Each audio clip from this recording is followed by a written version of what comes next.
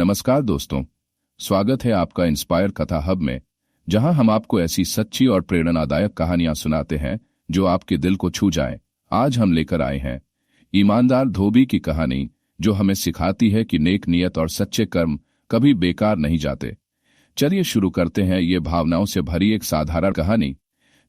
एक समय की बात है, गांव के एक कोने में एक पुराने खपरेल की छत वाला झोंपड़ा था, जहां रामू नाम का एक साधारण धोबी रहता था। उसकी दिनचर्या सूरज उगने से पहले ही शुरू हो जाती थी। लोगों के कपड़े धोना, सुखाना और प्रेस करके उन्हें समय पर पहुंचाना। उसे मजदूरी सिर्फ 2 जून की रोटी जितनी मिलती थी, पर उसके चेहरे पर कभी शिकायत नहीं दिखती थी, क्योंकि उसका विश्वास था कि ईमानदारी और मेहनत का फल देर से ही सही पर जरूर मिलता है। रामू की बीवी सीता, जो अक्सर बीमार रहती थी, और 8 साल का बेटा मुन्ना, जो स्कूल जाने की बजाय रामू की मदद करता था, यही उसका छोटा सा परिवार था।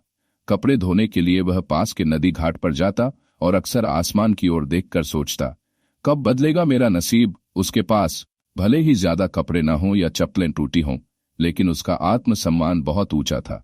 वह कभी किसी के सामने हाथ नहीं फैलाता और अपनी मेहनत से पेट पालता। गांव के लोग उसे देखकर हंसते थे, अरे रामू, जरा चाल तो देखो अपनी, जैसे राजा हो कोई। रामू बस हंस देता, हाँ भैया, मन का राजा हूं, गरीब हूं, मगर इज्जतदार। उसका यही स्वभाव उसे सबसे अलग बनाता था। हर कोई जानता था कि रामू झूठ नहीं बोलता, धोखा नहीं देता।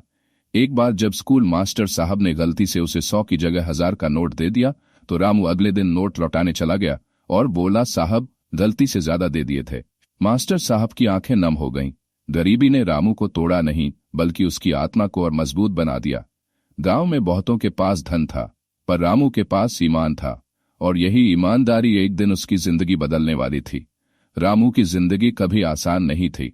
सुबह सुबह अंधेरे में उठकर गंदे कपड़े गठरी में बांधना और फिर नदी घाट तक पैदल चलकर जाना, ये उसका रोज का क्रम था। शरीर भले ही थक जाता, पर आत्मा नहीं, क्योंकि रामू जानता था कि मेहनत से कमाई रोटी में स्वाद और सुकून दोनों होता है। गांव में कई लोग महीने के अंत में पैसे देते थे, कई बार तो हफ्तों तक उधार ही चलता रहता, पर रामू कभी किसी से कुछ नहीं कहता। वह बस अपना काम करता जाता और उम्मीद करता कि मेहनताना समय पर मिल जाए। सीता की बीमारी रामू के लिए सबसे बड़ी चिंता थी। डॉक्टर ने दवाइयों की लंबी लिस्ट दी थी, पर जेब में पैसे नहीं थे। कई बार वह सोचता कि काश उसका बेटा पढ़ लिख कर कोई अच्छा काम पा लेता, पर वह अपने भाग्य से कभी नाराज नहीं होता। उसका एक ही मंत्र था, जो है, उसी में खुश रहो। रामू का दिन सुबह से देर शाम तक चलता। कपड़े धोना, सुखाना, उन्हें तह लगाकर ग्राहक को लौटाना, यही उसकी दुनिया थी। कई बार उसे भूखा रहना पड़ता, तो कई बार बस सूखी रोटी और पानी से दिन काटना पड़ता। इन सब के बावजूद रामू हर रात अपने बेटे को कहानी सुनाकर सुलाता और अक्सर कहता, मुन्ना, जिंदगी में पैसा जरूरी है, लेकिन ईमानदारी सबसे बड़ी दौलत है। जो इसे नहीं समझे वह सबसे गरीब है। मुन्ना की आंखों में चमक थी। वह अपने पिता को हीरो मानता था, एक ऐसा हीरो जो किसी फिल्म में नहीं था, पर उसकी असली दुनिया में हर रोज संघर्ष करता था, बिना थके, बिना रुके। इसी संघर्ष के दौरान एक दिन ऐसा आया जो रामू की किस्मत को पूरी तरह से मोड़ देने वाला था। वह दिन भी बाकी दिनों जैसा ही था। रामू सुबह सुबह घाट पर पहुंचा और कपड़े धोते धोते उसकी नजर किनारे पर पड़े एक चमकीले चीज पर पड़ी। वह एक पर्स था, भारी सा और थोड़ा गीला। रामू ने उसे उठाया, थोड़ा झाड़ा और देखा, अंदर कई नोट ठुंसे हुए थे। शायद 5-10 हजार नहीं, पूरे 50,000 से ज्यादा होंगे। साथ ही कुछ विजिटिंग कार्ड और एक पहचान पत्र भी था। रामू के हाथ कांपने लगे। उसने आसपास देखा, कोई भी नहीं था। घाट सुनसान था। एक तरफ बहती नदी, दूसरी तरफ खुला आकाश। वह बैठ गया और कुछ देर तक पर्स को हाथ में पकड़े सोचता रहा। अब सामने थी जिंदगी की सबसे बड़ी परीक्षा। क्या वह इस पैसे को रख ले? क्या इससे सीता का इलाज नहीं हो सकता? क्या मुन्ना के लिए नए कपड़े और स्कूल की फीस नहीं भर सकते? मगर अगले ही पल उसके भीतर की आवाज गूंजने लगी, रामू, तू हमेशा खुद से लड़ता आया है, आज क्यों हार मान रहा है? वह खड़ा हुआ, पर्स को कपड़े में लपेटा और अपने झोंपड़े की ओर लौट पड़ा। मन में बस एक ही विचार था, मालिक, जिससे पर्स गिरा है वह कितना परेशान होगा। मैं यह नहीं रख सकता। यह रामू की ईमानदारी थी, जो सिर्फ विचारों में नहीं, कर्मों में भी झलकती थी, और यही ईमानदारी उसकी तकदीर को बदलने वाली थी। मगर अभी रामू को यह पता नहीं था। जब रामू पर्स लेकर अपने घर पहुंचा, तो सीता उसकी आंखों में कुछ अलग सा भाव देखकर चौंक गई। क्या हुआ रामू, आज कुछ ज्यादा थक गए क्या? रामू ने कुछ नहीं कहा। उसने पर्स को एक साफ कपड़े में लपेटा और उसे अपने पुराने बक्से में रख दिया, जहां वह अपने जरूरी कागजात और मुन्ना की पुरानी किताबें संभाल कर रखता था। फिर उसने सीता को सारी बात बताई कि कैसे उसे घाट पर एक मोटा सा पर्स मिला जिसमें बहुत सारे पैसे और कुछ पहचान पत्र थे। सीता चुप रही। वह जानती थी रामू कैसा इंसान है। तो अब क्या करोगे? उसने धीरे से पूछा। रामू ने जवाब दिया, कल शहर जाकर इस पते पर दूंगा। जिसे खोया है वही जाने इसकी कीमत। हमें सिर्फ अपना कर्म करना है। सीता ने सिर हिला दिया। उस रात मुन्ना के साथ बैठकर रामू ने उसे वही सिखाया जो उसने वर्षों से जिया था। बेटा, जब तुम्हारे पास कोई रास्ता न बचे और मन कहे कि रास्ता छोटा कर लो, तब अपने मन से कहना, नहीं, मैं सही रास्ता ही चुनूंगा। अगली सुबह रामू ने अपने गंदे झोले में पर्स रखा और पैदल ही शहर की ओर निकल पड़ा। बस का किराया भी नहीं था, लेकिन उसका मन हल्का था क्योंकि वह कुछ गलत नहीं कर रहा था। शहर में पहुंचते ही वह पहचान पत्र पर लिखे पते की ओर बढ़ा। बड़ी बड़ी इमारतें और चमचमाती गाड़ियां देखकर वह थोड़ा सहमा। पता था श्रीमान विनय अग्रवाल, बैंक मैनेजर, सेक्टर 5। वह जब बैंक पहुंचा तो गार्ड ने उसे रोका। कहाँ जाना है? रामू ने झोले से पर्स निकाला और बोला, मैं इसे लौटाने आया हूं। शायद यह विनय साहब का है। गार्ड चौंक गया। इतने सीधे सादे आदमी के हाथ में ऐसा महंगा पर्स देखकर उसे शक हुआ, मगर जब रामू ने पूरी बात बताई तो वह अंदर गया और विनय साहब को सूचना दी। कुछ ही देर में विनय अग्रवाल सामने आए। साफ सुथरे कपड़े, झकाचक चमड़े के जूते और माथे पर चिंता की लकीरें। जैसे ही रामू ने पर्स उन्हें थमाया और बताया कि उसे यह घाट के पास मिला था, विनय साहब की आंखें भर आईं। आपको नहीं पता, ये मेरी बेटी की शादी के पैसे थे। मैं 2 दिन से पागल हुआ घूम रहा था। रामू सिर्फ मुस्कुराया और बोला, साहब, जो अपना नहीं है वह रखना पाप है। विनय साहब ने वहीं सभी स्टाफ को बुलाकर रामू का परिचय कराया और कहा, आजकल के जमाने में ऐसे लोग मिलना मुश्किल है। ये इंसान गरीब हो सकता है, मगर असल में यही सबसे अमीर है। रामू बहुत असहज महसूस कर रहा था। उसे ऐसे सम्मान की आदत नहीं थी। विनय साहब ने उसे पैसे देने की कोशिश की, लेकिन रामू ने विनम्रता से मना कर दिया। बस एक बात चाहूंगा साहब, कभी किसी गरीब को छोटा मत समझिए। हमारे पास पैसा भले ना हो, मगर आत्मा बड़ी होती है। वह झोला उठाकर चल दिया। वह जानता नहीं था कि उसकी यह छोटी सी ईमानदारी जल्द ही पूरे शहर में एक मिसाल बनने वाली थी। रामू जब बैंक से लौटकर गांव आया तो उसकी चाल में वही सादगी थी, मगर आंखों में एक अलग सी चमक थी, जैसे कुछ अच्छा कराने का सुकून हो।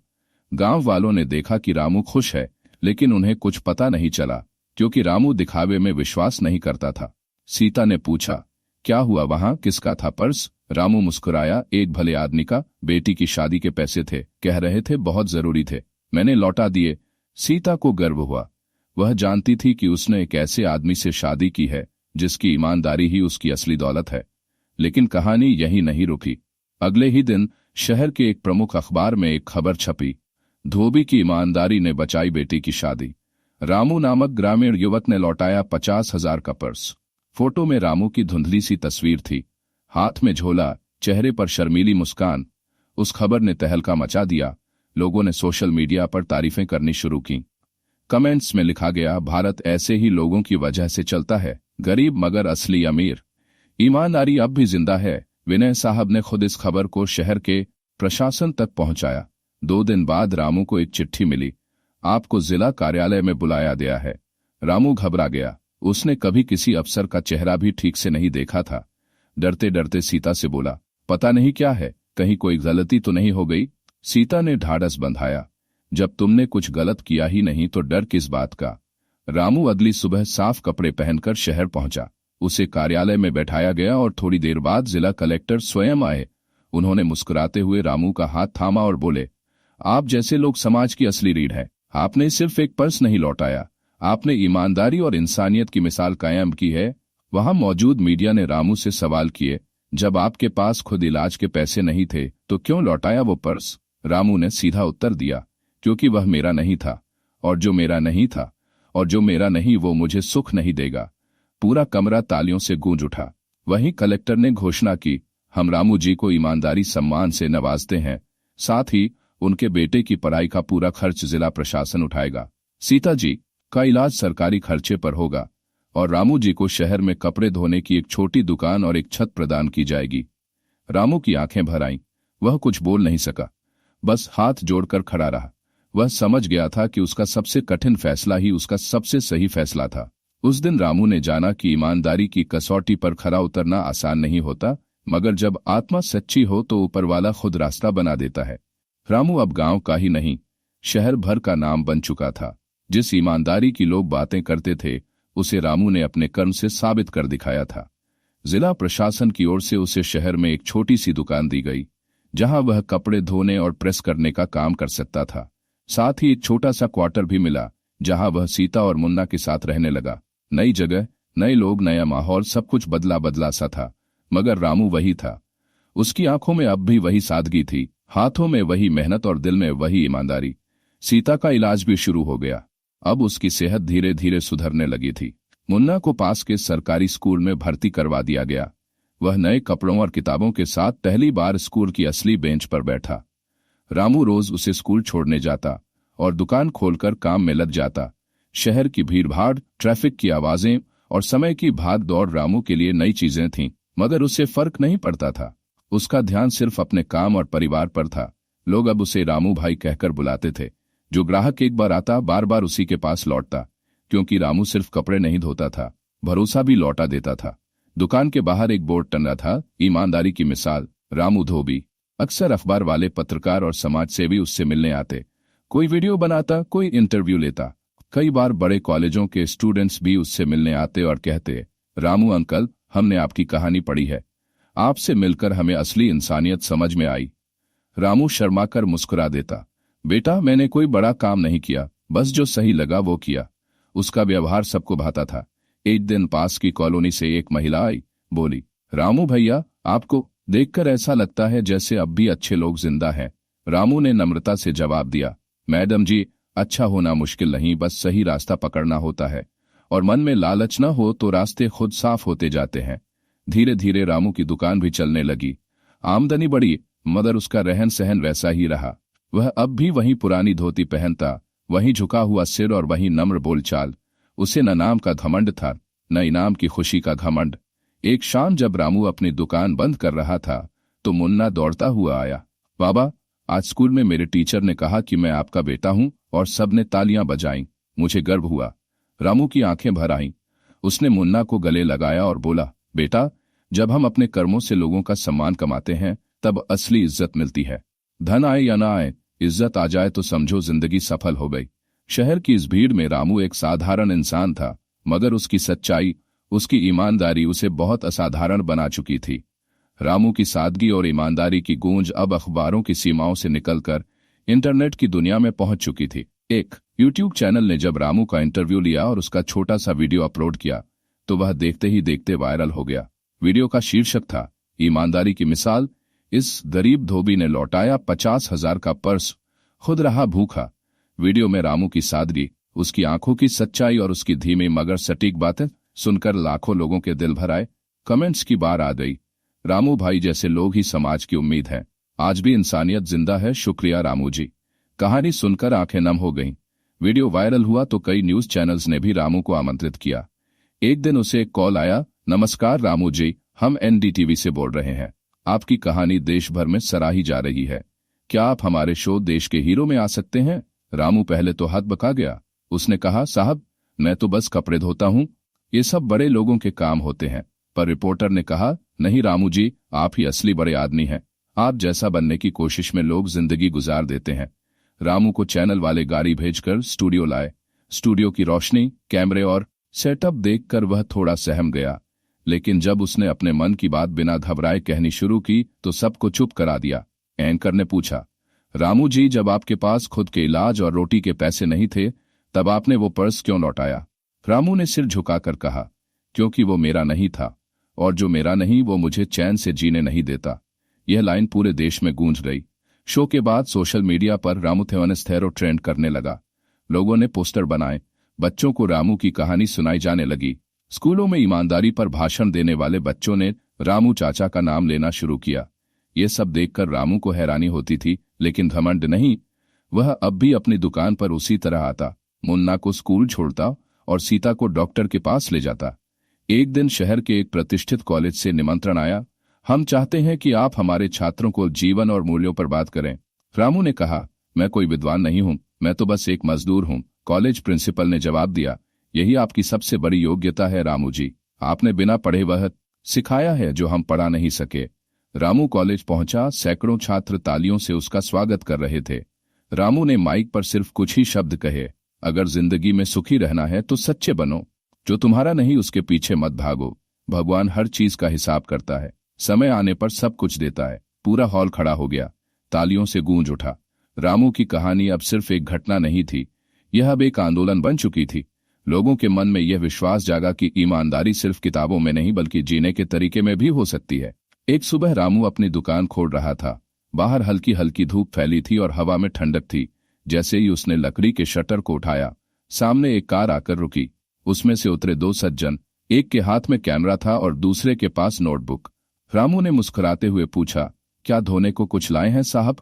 उनमें से एक बोला, रामू जी, हम दिल्ली से आए हैं, एक डॉक्यूमेंट्री बना रहे हैं, अनसंग हीरोज ऑफ इंडिया। आपके बारे में सुना तो खुद मिलने चले आए।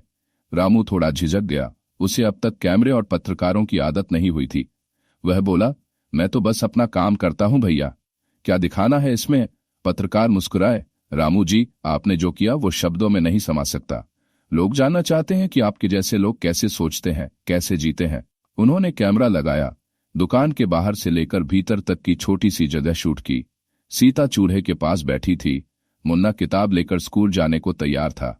सब कुछ जैसे कहानी में बसा था, सच्चा, साधारण और आत्मा को छू लेने वाला। रामू ने जब पत्रकार से पूछा, साहब, आप बड़े शहरों में रहते हैं, फिर मुझ जैसे आदमी में क्या खास देखा? पत्रकार का जवाब था, रामू जी, आपने वो कर दिखाया जो बड़ी बड़ी डिग्रियां पाने वाले लोग नहीं कर पाते। आपने बिना सोचे सही को चुना, और यही हमारी डॉक्यूमेंट्री का सबसे अहम पहलू है।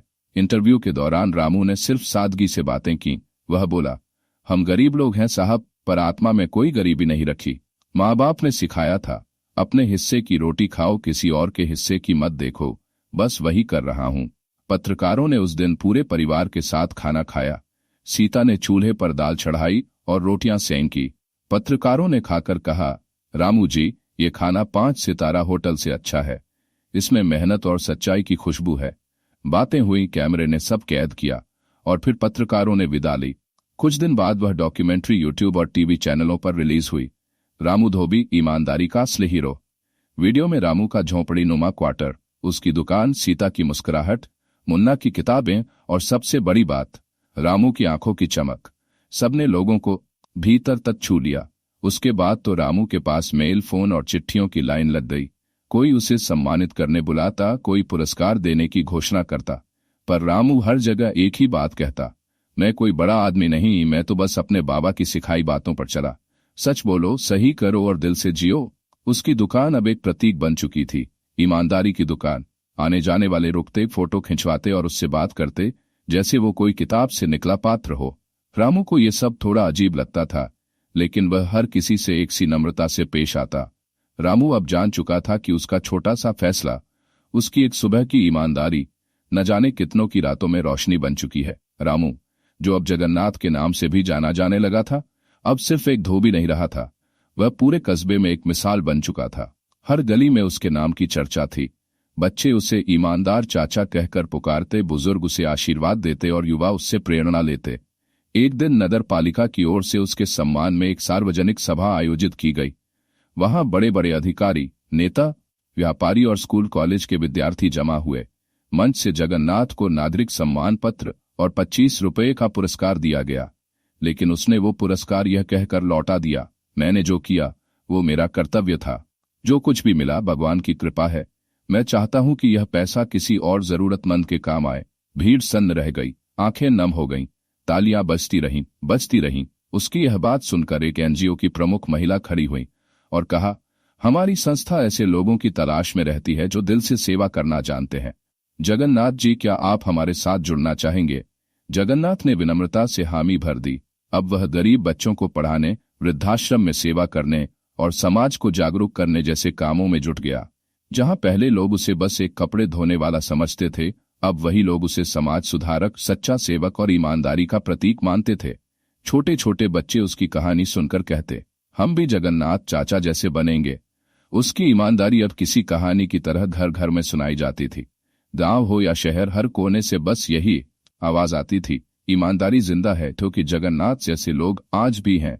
रामू की सादगी और ईमानदारी की गूंज अब पूरे गांव में फैल चुकी थी। जिसके भी कानों तक यह बात पहुंची वह उसे देखने और धन्यवाद देने आता। वह पर्स लौटाने वाले उस छोटे से पल को भले ही भूल चुका था, लेकिन उसके कर्म की महिमा अब गांव वालों की नजरों में एक मिसाल बन चुकी थी। सरपंच ने ग्राम सभा में सबके सामने रामू को बुलाकर सम्मानित किया। फूलों की माला पहनाई गई, लोगों ने खड़े होकर तालियां बजाईं और कई ने उसके पैरों को छूकर आशीर्वाद लिया। सबका यही कहना था, अगर हमारे गांव में सब रामू जैसे हो जाएं, तो कोई भी गरीब या ईमानदार पीछे नहीं रहेगा।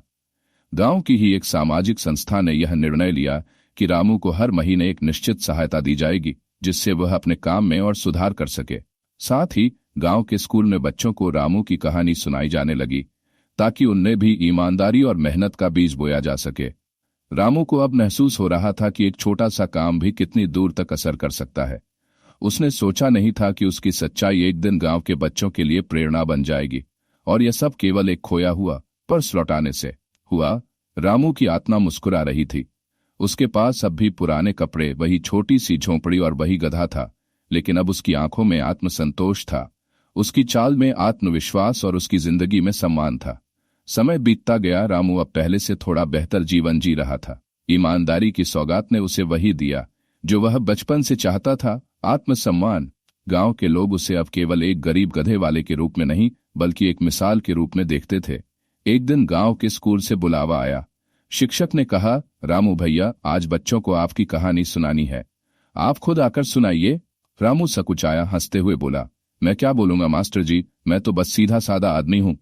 मास्टर जी ने मुस्कुराकर कहा, यही तो आज की सबसे बड़ी बात है, आपकी सादगी और सच्चाई ही तो असली शिक्षा है। रामू स्कूल पहुंचा। बच्चों की आंखें चमक रही थीं। उसने अपनी टूटी फूटी भाषा में वो सब कुछ बताया, कैसे उसने पर्स लौटाया, कैसे मालिक ने उसकी मदद की और कैसे गांव वालों ने उसे सम्मान दिया। बच्चों ने तालियां बजाईं। कुछ ने पूछा, रामू काका, क्या आपने कभी झूठ बोला? रामू मुस्कुराया और बोला, एक बार बचपन में आम चुराकर खाया था। उस दिन माँ की आंखों में जो शर्म देखी थी वो आज तक भूला नहीं। तभी से तय कर लिया, जो भी हो झूठ और चोरी नहीं करेंगे।